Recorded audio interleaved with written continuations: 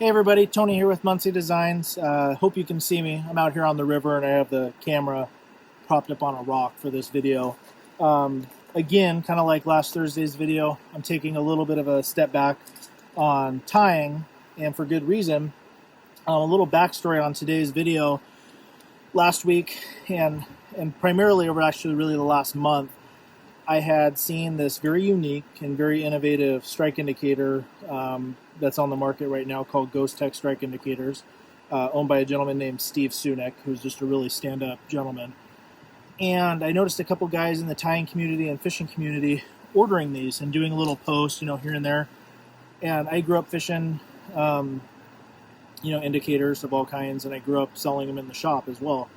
And if you see here, this is what they look like, Ghostech. It's a little, hopefully you guys can see this, I'm trying to line it up. Air-filled puck. They got it in multiple colors, white, yellow, and the orange that I'm fishing right now. I haven't fished the yellow yet today. You can see that there. A few points that I want to point out on this thing in the 30-35 minutes that I fished them. Number one, I'm highly impressed for a few reasons. I'll name some of them. Number one, Steve, if you end up watching this, buddy, you're a stand-up guy, and I appreciated our conversation last week and you telling me a little bit of history behind them and how they came to be. I urge anybody watching this to reach out to Steve, even just to hear that story. But he has a printing background, clearly by looking at this, and he's quite the engineer. I'm just super impressed for a few reasons. So, first, customer service. I live in Oregon. I forget exactly where he lives. I believe on the East Coast, but it doesn't matter whether he lived down the street or East Coast. These things were here in no time. Nicely packaged. Nice packaging in general for the indicators themselves. Something you can throw in your pack or pocket, and probably the most low-profile thing you will have in your pocket, if you can see that. They're maybe with the stem about 3/8 tall. I would guess that's about an inch or so. And the pad itself is about 1/8 of an inch thick. I mean, these things are the tiniest thing I've ever seen. The post, just to give you a little idea, I don't know what actual thread pitch it is, but it looks like probably like a 632 or something. A little plastic stem with a nut, and well built, super well built. It's like a little nut and bolt with a little V groove in it that your tippet sits in. So, first time on the water with them, not ideal conditions. I wasn't even really trying to catch anything per se, just getting out of the house a little bit and wetting the line. First things first, setup is a breeze. Probably actually, even with this many moving parts, which is only 3, it's the easiest one to, whether it be wind, rain, cold, wet hands, heat, whatever, to put on. I mean, it was a breeze, and they show you on the back of the package here how to do it, and a lot of YouTube videos, show you how to do just about anything. I don't know how many are out on this one, but basically there's just a little nut. As you can see, I'm loosening it. There's a little V groove that your tippet or your leader sits in.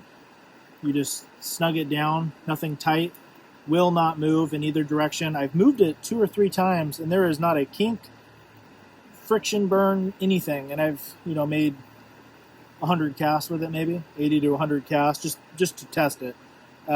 Pick up, cast out, roll cast, steeple cast, normal cast, which leads me kind of to my next deal. So when I was talking to Steve, one thing that he said that was that he emphasized was when you're picking up this thing to make your next cast, whether, it's a steeple cast, like in my case, I've been doing mostly steeple casts because the river is 5 feet behind me, but right behind you is trees overhanging my head right now. So I'm either casting way up on my back cast or I'm roll casting. So for casting, my first takeaway is that it's incredibly easy to cast. I don't even know this thing is on my line at all. I'm more aware of the fly being there or not being there if I get it hung up than this. So while it looks like, oh my gosh, you're casting out a leaf, if you will, you do not know this thing is on your line. I'm blown away. Another thing that Steve said that makes a lot of sense that I think we're all just accustomed to because they all do it, is when you go up for that back cast and you pick up the indicator out of the water, right?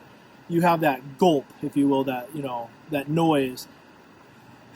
And I guess I never thought too much of it, but when you're fishing streams that are crystal clear, or fish are lethargic in general and they're holding, and you know, you're having to be, you know, have your finesse game on point, that's not helping you. And with these, 100% of the time, out of say the 100 casts that I've made, I haven't heard it. I have not felt it. I take that back. Once I did feel it because I had hung up on the bottom. So if that says anything. I haven't got it up in a tree yet. What I mean by saying that is I feel more accurate. So if I didn't have this on, I'd be pretty confident with my steeple cast and roll cast. It's just not there when you're casting. Now, I will say that I have not stacked these yet, so you could use 3 pads. If you were fishing stonefly nymphs or heavier steelhead nymphs, because I will be fishing these with steelhead, for steelhead, hands down, you can stack them for more buoyancy. So you're using a 3-beaded, you know, stonefly nymph or heavily weighted bugger or whatever. You can stack them for more buoyancy. I don't see that changing anything. These things are so thin, they're non-existent.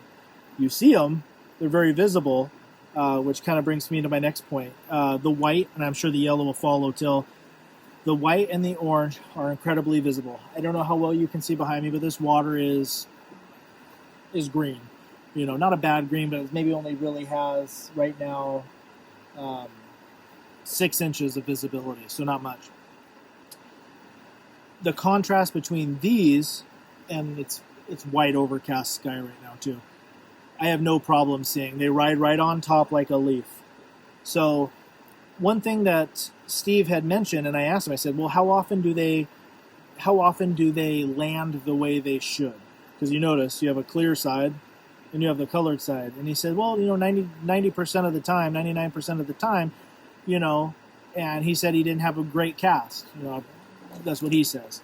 I don't either. You know, I like to think I'm a decent caster and stuff, but I'm not perfect. And out of the 100 times that I've casted so far, I think twice, probably because of the horrible steeple cast I made, it did not land right side up.